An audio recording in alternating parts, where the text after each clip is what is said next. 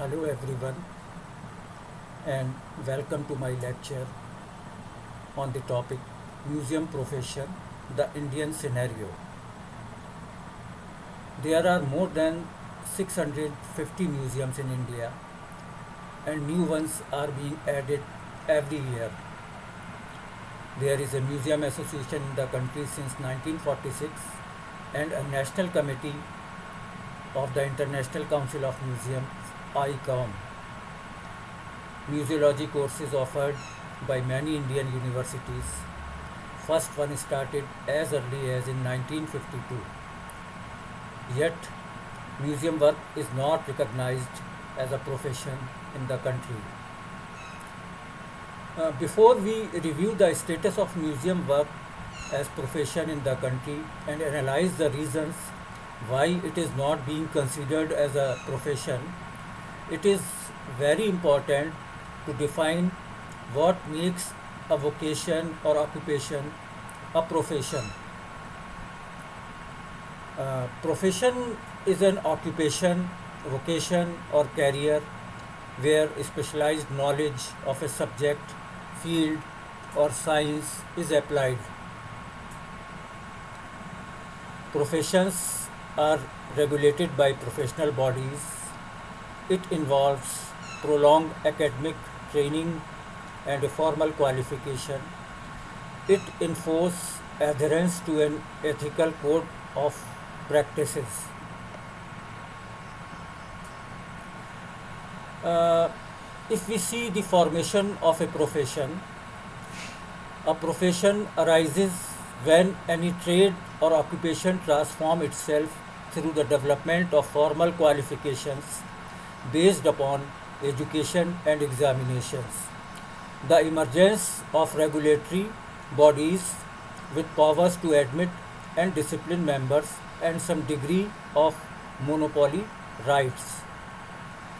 Now, if we look at the state of our museums, or we can say Sangrahalaya or Ajaib Ghars or whatever name you may give it to, museum profession and museology as an academic discipline in the country. It seems that as a nation we do not care about the heritage and have not been sensitive and sincere enough for its conservation. This perhaps is the basic reasons why till date museum occupation has not been able to evolve as an independent specialized profession in the country.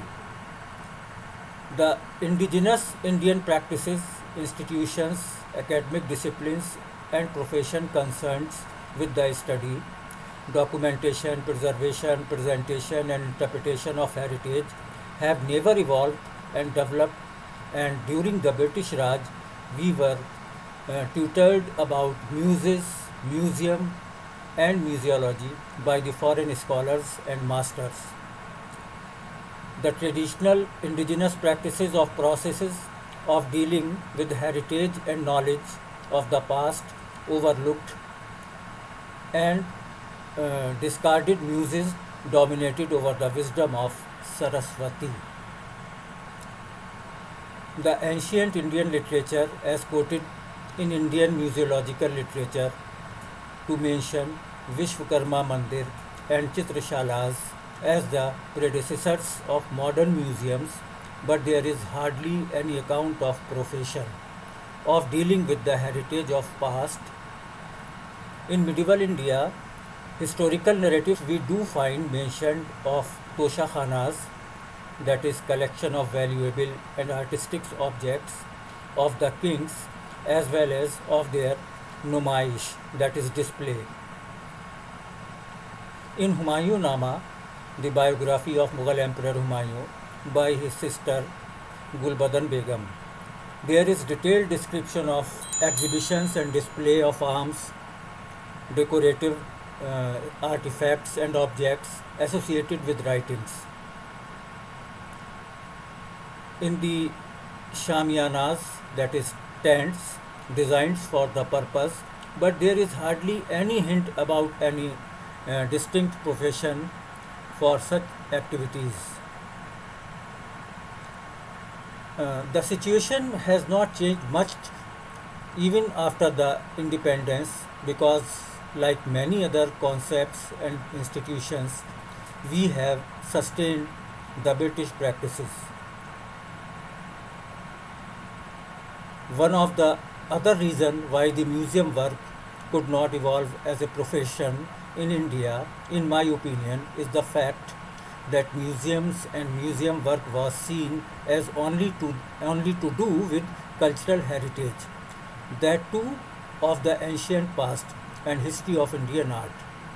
The first generation of museum leaders was all archaeologists, art historians, or Indologists. This trend is unfortunately is still continuing. Now, before suggesting steps to be taken to make museum work as profession, let us pinpoint the major hurdles in the development of museum profession in the country. The first one is dominance of state and central governments and bureaucrats in museum affairs. Second, absence of cohesive museum policy. The third, exclusion of local communities and traditional indigenous knowledge from the museum development process. The fourth one, dominance of unprofessional museum work. The fifth one, flaccid functioning of the Museum Association of India. And sixth one, not appointing professional trained and academically qualified museologists to take care of the museum affairs. The next, paucity of the indigenous research data and literature on museum theory and practice. Next, increasing practices of our source core museums work to unprofessional private agencies. And the last one, continuing dependence on foreign experts for advice and training. After 60 years of independence, we Indians should come out from the Raj hangover as well as resist the influence of globalization in managing, conserving, and interpreting the rich natural and cultural diversity. Uh, what are the other things which influence the museum profession? I will discuss in the next lecture. Thank you very much.